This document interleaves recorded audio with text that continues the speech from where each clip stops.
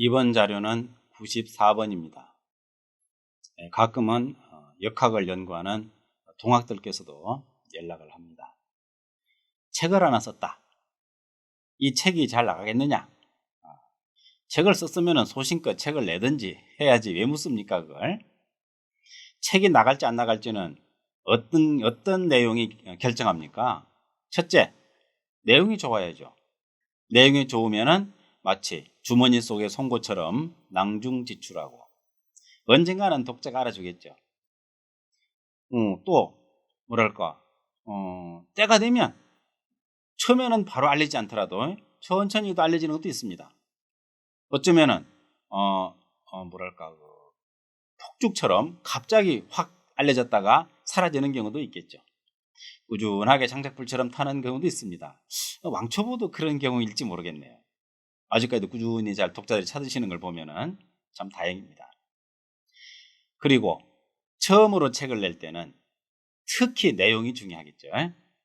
내용이 한번 괜찮다 그러면은 연달아 2탄, 3탄도 한번 나갈 가능성이 있습니다.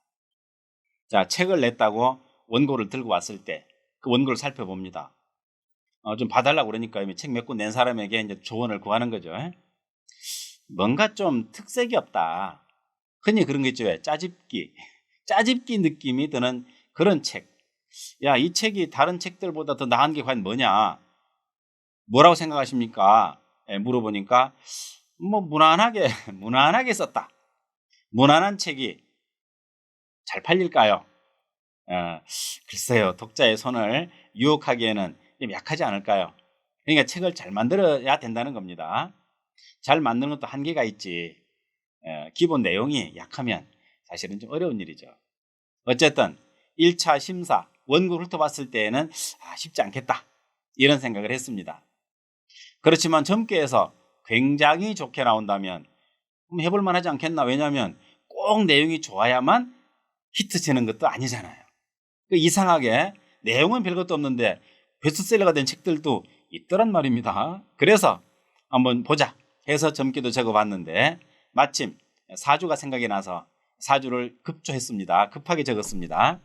그래서 모양은 좀 빠지지만 사주부터 보고 이 학자는 어느 정도 내공을 좀 갖추고 이 공부에 연구에 임했는지 한번 생각해 볼 수 있겠다 하는 점을 떠올려 봅니다. 자, 무토가 축월에 태어났다. 축월무토라 아마도 지지가 썰렁하죠. 썰렁하면은 인성을 써야 될 것 같습니다.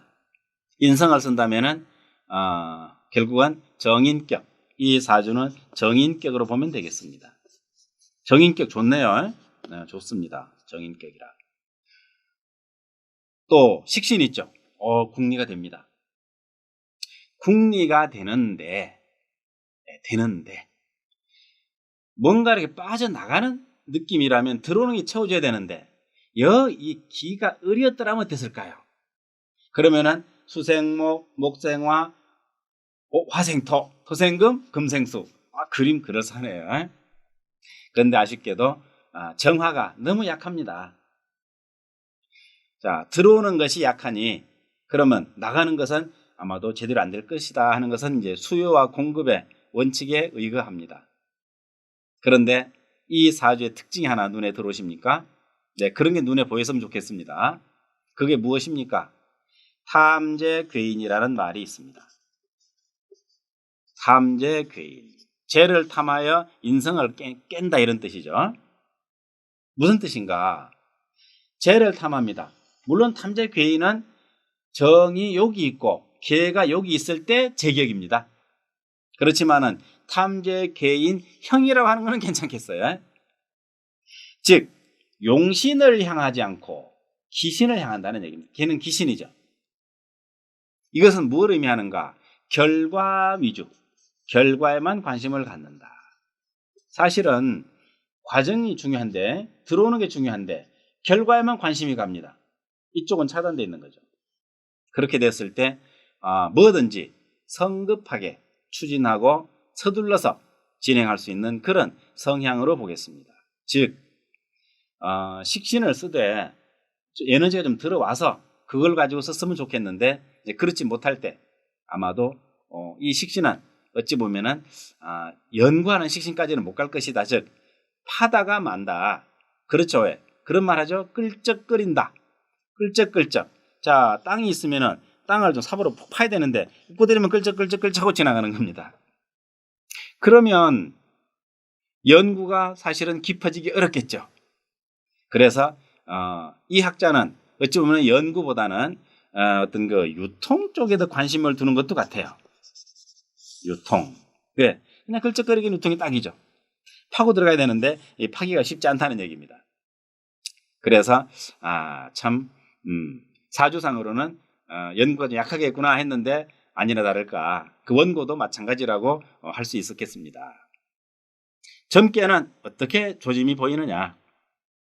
점괘에서 말할 때에는 기축 좋습니다. 기축 자체는 그러나 역시 50%죠. 50%밖에 안 됩니다. 축 중에 들어있는 그 기토가 지지가 얼마나 습합니까?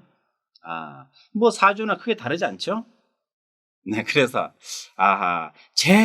돈 벌고 싶고 돈 벌고 싶고 돈 벌고 싶고 그러니까 이 책이 좀 학자들께 후학들에게 도움이 되겠느냐라는 질문을 하지 않고 이 질문 보세요. 이게 학자의 질문인가? 학자의 질문이 아니라 장사꾼의 질문이죠. 장사꾼. 자, 책을 장사 속으로 쓴다면 독자가 그걸 모르면 좋은데 독자는 눈이 더 밝아요. 보면 알아요. 그거 구분하는데 5분도 안 걸려요. 1분이면 충분할 거요. 한 2페이지만 펄쩍펄쩍 읽어보면은 대충 보입니다. 책을 많이 보다 보면 그런 거 생기죠. 네, 저도 책은 좀 나름대로 좀 봤다고 생각이 됩니다만은 뭐 한 2-3페이지 읽어보면은 대충 보입니다. 자세히 봐도 특별한 게 안 보이더라고요. 자, 이 점괘는 돈을 얼른 벌고 싶은 점괘다. 돈을 얼른 벌고 싶으니 빨리 돈 벌 수 있는 소스가 뭐냐? 책을 내야 되겠다. 나올 수 있는 책 많이 냈잖아. 나도 좀 하나 내보자고. 네, 좋습니다. 책 한 권이 그냥 나오나요? 어떻습니까? 독자들은 아시죠? 책을 한 권 쓰기 위해서 나름대로 머리를 쥐어짜고 오랜 시간 사유, 고민, 고뇌를 거쳐서 나오는 것입니다. 그래서 참 인정받으면 자신의 이론 하나 생기는 것이고 그렇지 않으면 복사기라는 소리만 듣고 말겠죠. 자, 이 점괘는 어떤 정제 편제가 쫙 깔려있는 이런 분위기에서 조금 받은 영감 가지고서 뭘 해보겠다고 하는데 사실은 마음대로 된다고 하기가 좀 어렵다. 역량이 부족하다. 역량 소리 한번 해볼까요? 오랜만에. 해자축. 해자축이네. 바로 해자축. 네. 기토가 해월 기토잖아요. 천간의 병화 정화 무력하기 짝이 없습니다. 영감도 약하다.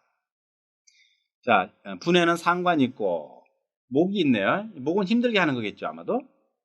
그래서 이 점괘로 봐서도 역시 뭔가 해보라고 하기에는 책을 내보라고 하기에는 좀 약하지 않느냐. 사주나 오주나 재물을 바라보는 마음이 너무 크다. 책 한 권 무슨 큰 돈을 벌어줄 거라고 거기다 그렇게 많이 기대를 걸고서 책 한 권 내려면 그래도 돈이 좀 들어갑니다.